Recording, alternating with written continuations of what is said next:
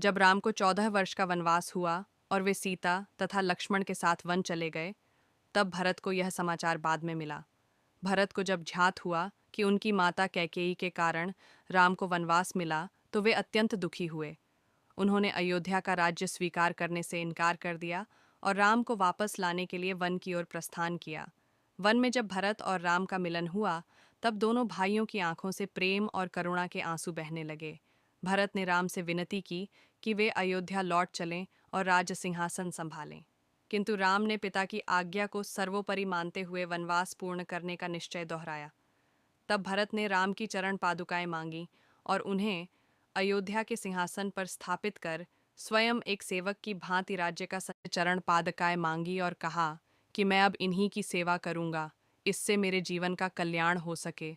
मैं अब राजगद्दी पर इन चरण पड़ेगा को रखूंगा और आपकी आज्ञा के अनुसार ही राज्य का संचालन करूंगा, और मुझे आप शक्ति देना कि मैं राज्य को सकुशल संचालित कर सकूं।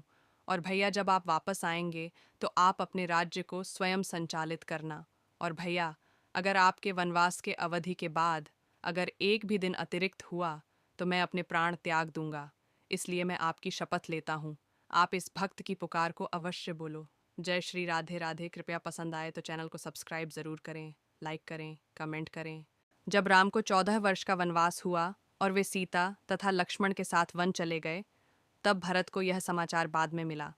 भरत को जब ज्ञात हुआ कि उनकी माता कैकेयी के कारण राम को वनवास मिला, तो वे अत्यंत दुखी हुए। उन्होंने अयोध्या का राज्य स्वीकार करने से इनकार कर दिया और राम को वापस लाने के लिए वन की ओर प्रस्थान किया। वन में जब भरत और राम का मिलन हुआ, तब दोनों भाइयों की आंखों से प्रेम और करुणा के आंसू बहने लगे। भरत ने राम से विनती की कि वे अयोध्या लौट चलें और राज सिंहासन संभालें। किंतु राम ने पिता की आज्ञा को सर्वोपरि मानते हुए वनवास पूर्ण करने का निश्चय दोहराया। तब भरत ने राम की चरण पादुकाएं मांगी और उन्हें अयोध्या के सिंहासन पर स्थापित कर स्वयं एक सेवक की भांति राज्य का